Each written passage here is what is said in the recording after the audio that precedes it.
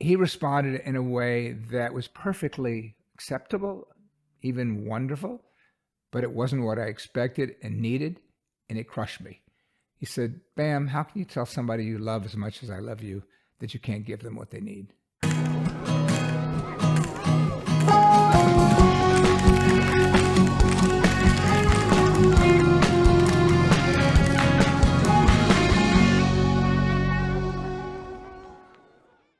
Hi, this is Mike Balaban, and welcome to another episode of BAMMER Tales.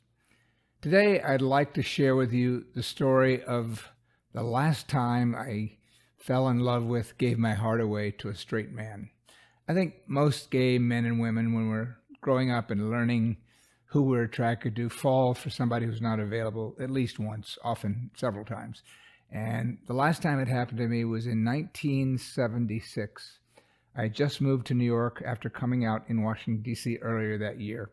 I didn't have any gay friends to speak of. I told my family and fraternity brothers, but that was it. I was really frightened about trying to integrate myself into the gay world because I didn't think I would recognize anybody else like me out there. All I saw were the stereotypes. And in the event, I joined a commercial bank training program. I started working in October of 76, and one of the first people I met was a guy who I will name Brad, just to keep him anonymous. And he was handsome, muscular, former Princeton captain of the football team and tight end, and also had been drafted by the New England Patriots in the National Football League, but didn't make the cut. And we somehow connected and quickly became close friends, and soon thereafter, best friends. And it was 2.5 years of nonstop hanging out together.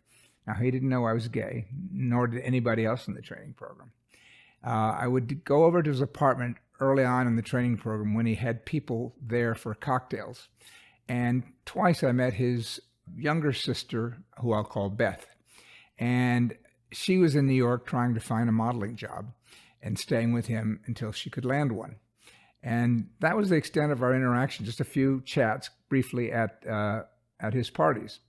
And then one Friday in January of 77, when it was a really cold, icy weekend, I got a phone call around 5 on a Friday afternoon, and it was from his sister, Beth. And she asked me what I was doing that evening. And I said, just going to a movie. What movie? Well, I was planning to go see Rocky I, the first in that series.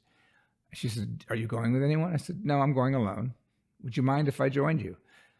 I thought it was a bit forward, but I liked her and said, "Okay." So we ended up seeing the movie together, and afterwards going to the Dixieland Jazz nightclub that my father owned at the time in New York City, perhaps the most famous jazz club in the world.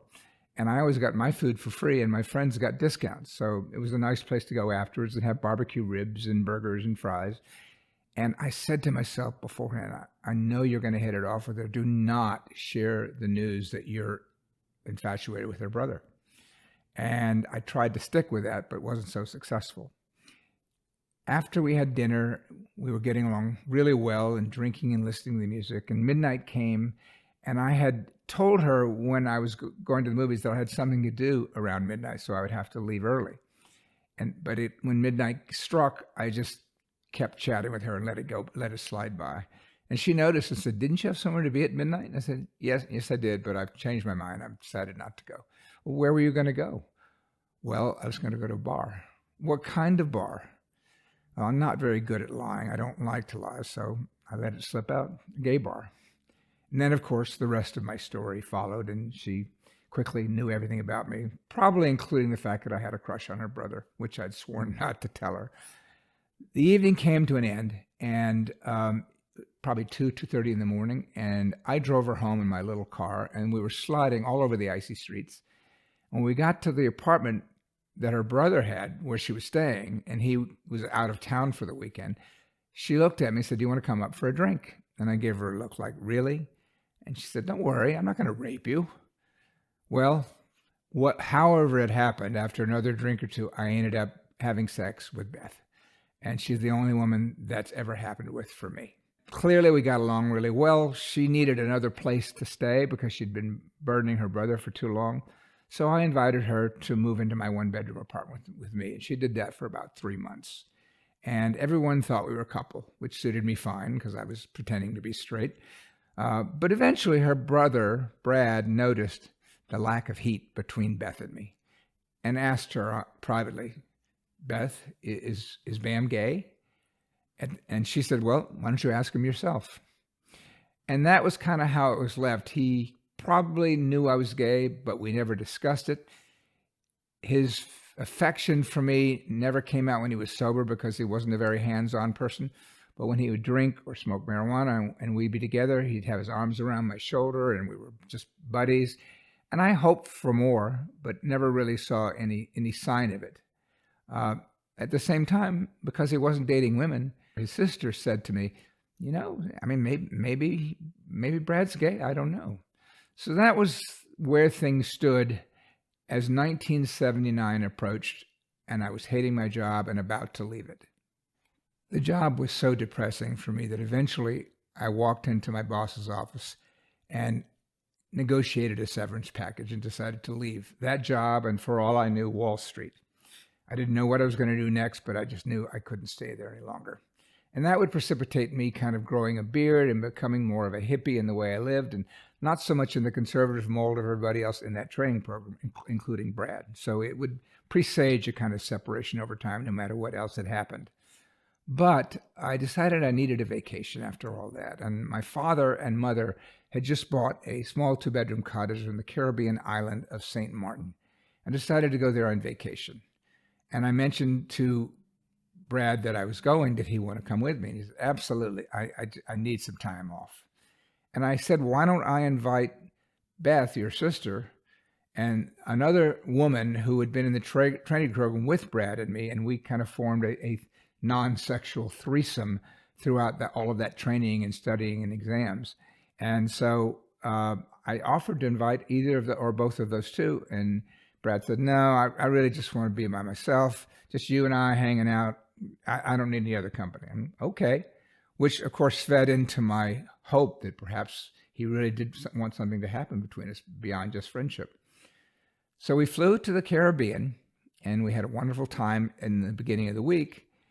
And on one of the first nights, we were out on the deck, and we were drinking, smoking marijuana, perhaps doing cocaine, and doing poppers. And I know what you may be thinking. Certainly at that time, and even now, poppers are very much a gay accessory. Now, Brad had come with me to a couple of gay nightclubs, without me ever telling him I was gay when that happened, by the way. We were just foraging. So here we are on the deck. We're drinking and smoking, and I had brought Donna Summer's Breathe album. I forget what the name of it is. Love to Love You, Baby, maybe, out with me from New York, and we were playing it on a little portable stereo on the deck, and the moon and stars were out, and it's just Brad and me alone, and we're high and drunk and having fun. And I have to admit that in an earlier story I already told this audience, I had picked up a guy who I thought was straight a year before when I came down on my first visit to my dad's new cottage. And so in my mind was this vision of essentially replicating that, although it was somebody I cared about immensely, was probably in love with. But I would never force anyone to do anything they didn't want to do. So when it reached the point that he said, Bam, what do you want to do next? Not like there were very many options out there on the deck besides listen to music, continue partying, or go down to the beach half mile away. And I said what came to mind right off the bat. I said, Brad, what I'd really like to do is I'd like to take another hit of these poppers, and I'd like to hold you. And that's all I would have done, because that's just the way I am. I'm a man of words, not actions. But he responded in a way that was perfectly acceptable, even wonderful, but it wasn't what I expected and needed, and it crushed me. He said, Bam, how can you tell somebody you love as much as I love you that you can't give them what they need? And because I had only asked for a hug, and I thought that was clear, and he said, I can't hug you, I just sank. My emotions dropped to the pit of my stomach.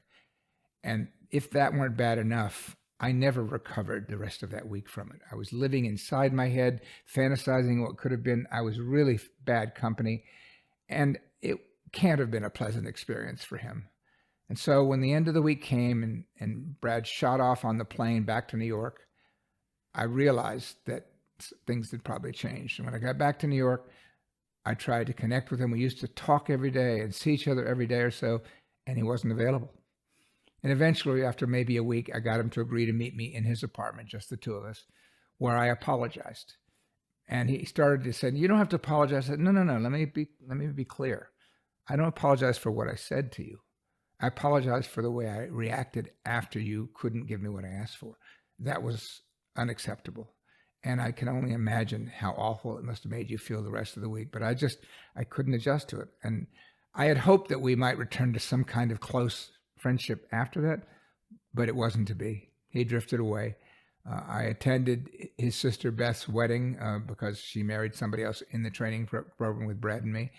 And over the next year or so, I stopped seeing them very often and eventually not at all. And it was only in the last year or so that I reconnected with Beth and have an update on what's going on in their lives. But they're essentially, for all intents and purposes, they're both out of it. That was the last time I fell for a straight guy. On some level, I think I unconsciously, if not consciously, decided I'm never going to let myself do that again, because it was self-deception. I loved him. He was a wonderful man. It wasn't meant to be. I just wish that I could have kept the friendship. Okay, that's my story. Thank you for listening to another episode of BAMMER Tales. Stay tuned for further episodes in the coming weeks. Please, if you haven't already, subscribe to the page, and we'll see you soon. Bye-bye. If you haven't already, please subscribe to our YouTube page and sign up for notifications of future upcoming episodes. You can also be part of the BAMMER community by going to my Instagram page at BAMMER47, to follow me on our podcast episode series, BAMMER and Me, or going to our website, BAMMER.co, with stories submitted by LGBTQ people around the world. Thanks again. See you soon. Bye.